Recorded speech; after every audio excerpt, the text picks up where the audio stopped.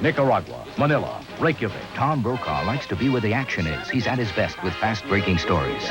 In times of crisis, rely on NBC Nightly News. G'day.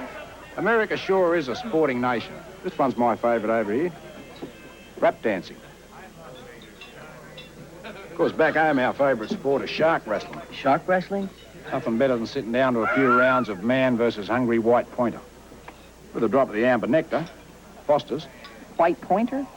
Yeah. Of course, the hard part is getting the sharks into those tight little wrestling shorts. Foster's. It's Australian for beer, mate. 91 Bravo, proceeding on rescue training mission.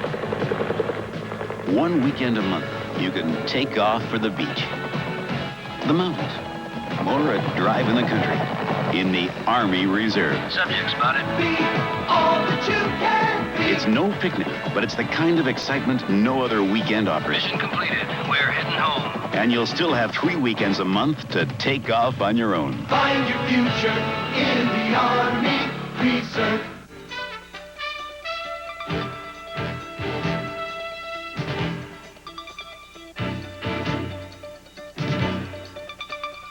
Great Expectations, for kids' sake, Monday at 8 on TV4. It'll be no sweep for the Red Sox. The Mets, embarrassed at home, take revenge at Fenway. We'll have highlights of World Series Game 3 next on Nightcast. Live from WBZ TV4, Jack Williams, Liz Walker, Bob Lobel, Dave Murray, and Joyce Culhayway. This is Eyewitness News. Nightcast. Good evening. As we all just witnessed, it was not to be for our Red Sox tonight. Dreams of taking the World Series in 4 straight were simply dashed at Fenway Park tonight. It was New York's night tonight. The Mets easily outplayed the Red Sox in the final score, 7-1. The last out came just minutes ago. It only finalized what became apparent early in the game, a long and unproductive night for the Sox. The more than 33,000 fans at Fenway and millions of viewers around the world will get at least 2 more games out of this World Series. And, of course, Bob Lobel will be up in a little while to bring highlights and lowlights of the game at Fenway. But for the fans, whether it was a ticket stub, a program, a banner, or a baseball, everybody wants to own something that says, I was part of the '86 Fall Classic. Disappointed crowd is now filing out of Fenway Park. Eyewitness News reporter Casey Kaufman joins us live. She's in Kenmore Square to tell us how the fans are finding their own series souvenirs. Casey? Well, Jack and Liz, as long as baseball has been a sport, fans have been buying souvenirs of their favorite teams and favorite players. Red Sox fans are no exception, as I discovered tonight in the bedlam and carnival atmosphere along Yawkey Way. Your programs, your hats, your T-shirts, your World Series programs here. Get them here now. Outside Fenway Park tonight, and vendors were striking it rich. What's hot this year? What are people buying? Sweatshirts and T-shirts. Yeah. World Series. Anything with the World Series on it? Anything with World Series, I'm buying. Other big sellers, buttons, banners, and baseball caps. I bought some hats for my children and some buttons and some dish towels for my wife and my mother. Hey, souvenirs! Call it the selling of the series, but the commercialization of baseball has been around since the beginning of the sport. Everybody always loves baseball. It just has so many memories. Walter Hall should know. He's in the business of selling baseball memories at his nostalgia store in Arlington. World Series items are always collectible. The program, the pennants, the pins, anything that has the name of the team on it will be collectible. This baseball card with a picture of Ted Williams will command $200. The all-time collector's item, anything to do with Babe Ruth. Admittedly, souvenirs have gotten a little bizarre since the early days. Take a look at this year's hot seller, a can of Crazy String. But if the selling of baseball has gotten more sophisticated, the reasons for buying souvenirs never change. Oh, it just kind of gives me a good feeling about the Sox and the time and the night. And it's just a great night to be here. Now a little Red Sox souvenir trivia, if I may. In 1975, after game number 6, Boston Red Sox championship banners for the World Series went on sale. Red Sox went on to lose game number 7. Let's just hope that history doesn't repeat itself. Jack and Liz? Hope not. Thanks, Casey. I know that Liz had her hat on tonight, your Red Sox hat. I had my Red Sox hat. It didn't do any good, but I had it on. All I had was 3 hot dogs to remember the night. I, too, have indigestion. All right, well, the game is over. It's disappointing, but, hey, we're still ahead 2-1. Of course we are, but from my limited sports knowledge, I would say that we lost this game at the very beginning. Bob? All right, Liz, thank you very much. Well, nobody said it was going to be easy, and the Mets are a great baseball team, and they proved it here tonight. And, Bob, can I grab you two here, Mac, for just a second? We're both here. As we stand right here, I know, hey, they won the National League, so you got to expect them to show up. Well, they're a good ball club. You can't take anything for granted. We're still 2 games to 1 on them, and tomorrow's another day. Tomorrow is another day, and you had to be feeling for Oil Can in the first inning. You knew he was struggling, but boy, I tell you, he pitched 5 great innings in the middle of the ball game. Yeah, he did come around. This is it. A little nervous, and then he settled right down. But, we didn't score too many runs for him either. That's right. Ojeda really, I don't know how tough anybody else could have been, but Ojeda was about tough as you could expect anybody to be. That's right. He's probably adrenaline was flowing, and he pitched a good ball game. Another one tomorrow night. That's right. All right, Bobby. All right. Thanks. Well, John, we talked to Bob, as you just mentioned. Let's go back to that first inning. How big was that missed pickoff play, the time that the Mets were in trouble and got out of it? Well, Bob, they scored really 1 extra run in the inning. We messed it up, and fundamentally, but we just didn't do anything offensively. Bobby Ojeda pitched a very strong ball game, and we couldn't put anything together. When you came out to talk to Dennis when Carter was up with the bases loaded, obviously you wanted to see how he was doing from his point of view and from Gedman's point of view. Correct. He pitched around Keith Hernandez, and when he walked him, and then with Carter, he had him 0-2, and he got a screwball in the strike zone, and that hurt him. Those 2 0-2 pitches, which my belief in 0-2 pitches, but I could just see your face in the dugout when that happened. Yeah, Santana got the base hit on an 0-2 pitch, and then he had Carter, and he threw him a screwball in the strike zone, up in the strike zone, and you don't get away with those mistakes with good hitters, and he didn't.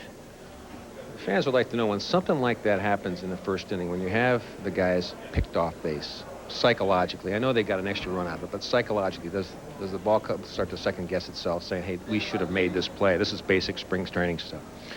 No, not really, because we had 9 shots at him to score 4 runs, and you don't like to make those mistakes. They shouldn't be made, but we made the mistake. You have to overcome those mistakes, and we didn't do it tonight. All right, Mac, thanks a lot. All right, Bob. All right, tomorrow night, another night.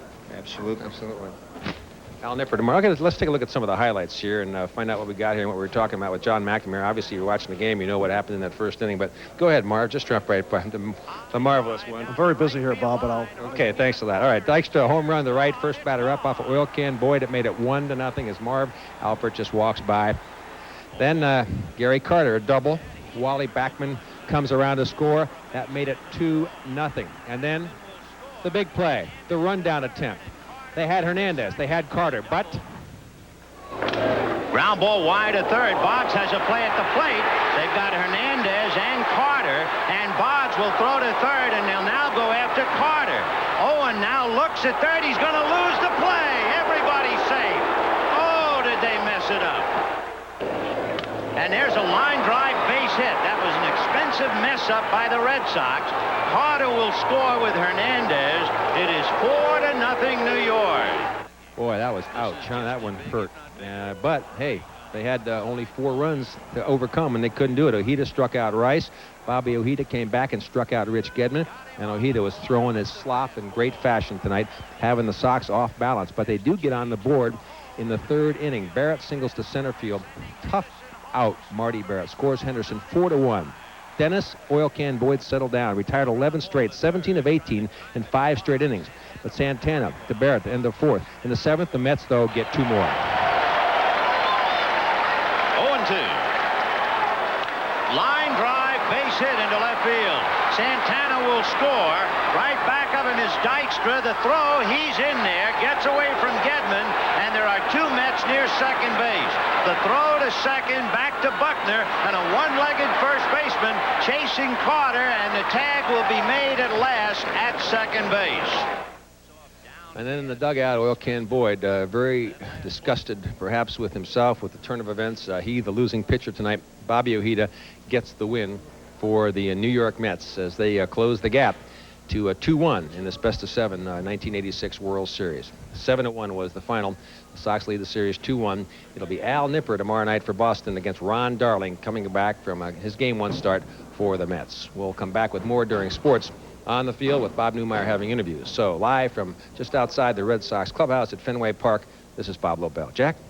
Hi, Bob. Thank you. And in other news tonight, Boston school officials this year report an alarming increase in the number of students who carry weapons to school. In response to that problem, the school committee has adopted a tough new weapons policy. And Eyewitness newsman Mike Macklin reports a recent stabbing incident at one school helped prompt the big crackdown. Earlier this month at Brighton High School, one student allegedly stabbed another twice in the chest with a knife during class. So far this school year, there have been 55 assaults in Boston schools, including 4 stabbings.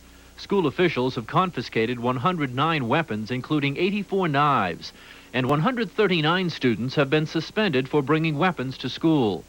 It is in response to these statistics that the school committee has decided to beef up its weapons policy. Despite school department efforts, the problem of students bringing dangerous objects, especially knives, continues. Analysis of school incident reports through October 9, 1986 indicates a growing number of students being found in possession of dangerous objects. The new weapons policy calls for a special assessment and counseling center to open January 1st for every student found with a dangerous weapon. There, the student would receive a course on conflict resolution during the term of his or her suspension, anywhere from 3 to 10 days. If after attending the center a student again brings a weapon to school, that student will be expelled for 1 year. The school committee also heard from kindergarten teachers who say many of their students are too young to learn. Currently, students must be 4 years old by December 31st to enter kindergarten level 1 and 5 years old for kindergarten level 2. The teachers want school officials to raise that minimum age requirement by 1 year. Grade 1 children are failing. Remediation in the upper grades is widespread. The number of school dropouts is way up. We have to consider these issues. Why? Why is this happening? School officials are asking themselves the same question and say they expect to have a recommendation for the school committee by December. Mike Macklin, TV4 Eyewitness News, Nightcast. And the school committee also heard tonight from school bus drivers opposed to having the MBTA transport students to school. The drivers say the plan to use the T is unworkable and won't produce the savings that it's intended to. Liz? An Illinois man who exchanged gunfire with a pair of robbers was found not guilty today of violating an anti-handgun ordinance. Donald Bennett shot at the robbers last March after they held him up at his gas station in Oak Park. The thieves got away, but Bennett was charged on an Oak Park ordinance banning use of handguns. Bennett says he acted in self-defense. Tonight, American Eugene Hasenfuss, awaiting his trial for terrorism in Nicaragua, says he is angry at the U.S. government and guilty as charged by the Sandinistas. I am guilty. Everything they've charged, and it's there. How can I say I wasn't there? I was not carrying small arms and munitions to their resistance. Hasenfuss signed a confession saying he believed he was on a CIA mission to the Contras when he was shot down. Today, in an NBC interview, he said to Washington he's a forgotten individual. If I would have been, if I wouldn't have made it out of that plane. Why? Dead people don't talk. Hasenfuss said he's been told he will be convicted. Jack? In other world news tonight, a Vermont native is the latest American to be kidnapped in Beirut. His Muslim extremist captives say that Edward Tracy is an Israeli-American spy, but his mother says it cannot be true. I find it almost impossible to believe. It just is out of character. His mother and sister weighed word on Tracy in Burlington, Vermont. A Soviet official got the official Washington word today that 55 Soviet diplomats are being kicked out of the United States. The State Department say that 50 expulsions even up a diplomatic imbalance. The other 5 who may be replaced are for retaliation. IBM says it's selling its company in South Africa. While the South African media was assured that IBM products will still be sold in that country, the written American announcement cited both political and economic reasons for that pullout. Coming up next on Nightcast, Crane and Hampers issue new challenges in the race for state treasurer. I've always reported my stock. New rumbles have experts predicting Mount St. Helens is about to erupt. We'll be right back. Time was you could put a truck on the market and get by with just an ordinary guarantee. With Ford and Chevy, it's still that way. At Dodge, we put a standard 550 protection plan on every truck we build. Every truck we build. Now ask yourself, where would you rather be, back there with them or out here with Dodge? America's best back trucks are Ram Tough, and that's guaranteed. Tango Argentino, so elegant, exciting, explicit, explosive, passionate, provocative, daring, so sexy. Tango Argentino, the smash Broadway hit at the Schubert Theater, now through November 2nd. For tickets, call Telecharge 1-800-233-3123. Tango Argentino. Let yourself go. If you have one of these, you better have one of these. Because every time you go to the doctor, you're going to take a bath. With all their deductions and limitations, you're lucky if they end up paying 80%. But with Multigroup, we pay 100%. No deductions, no limitations. Look, taking a bath before you go to the doctor is fine. But if you're taking one after, then ask your employer about Multigroup. Is there a leak in the ceiling or what? Soap, please.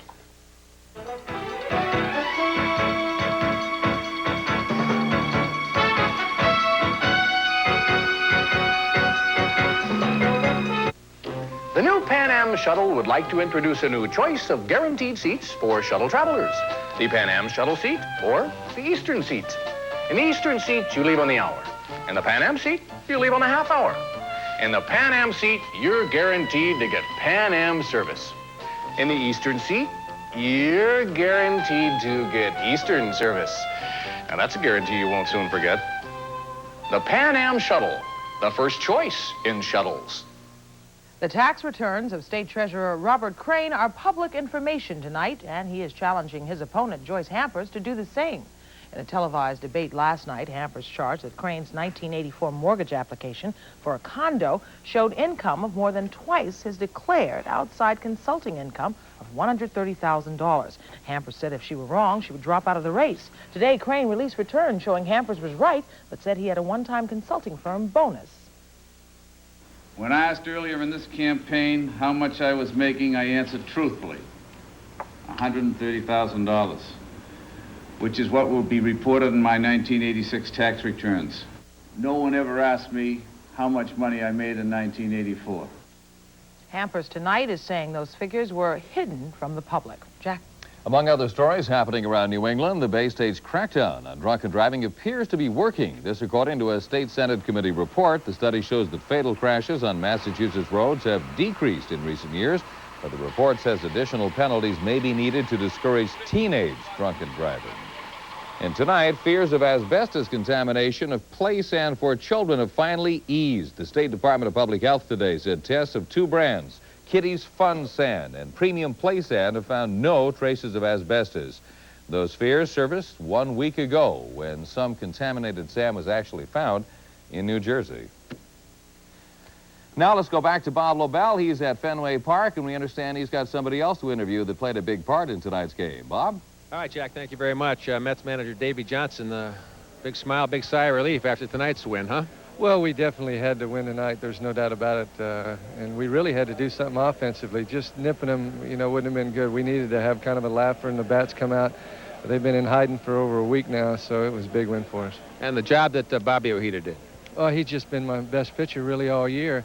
He won 18 games, and most of them were just like this. And I really didn't want to hook him, but I'm going to bring him back on 3 days rest. So I was just really happy for him. Davey, psychologically, in the first inning when they had Hernandez and Carter both on third base and they got out of that jam, or you got out of that jam, what kind of a psychological lift was that? I know it added a couple runs, maybe just one run to your total, but psychologically, what did that do for you? Well, that always helps us, if a club doesn't execute. And we made several base running errors. Carter was a little zealous in another inning that might have cost us another run. But when you're starting to do things and generating some offense, you can get away with that.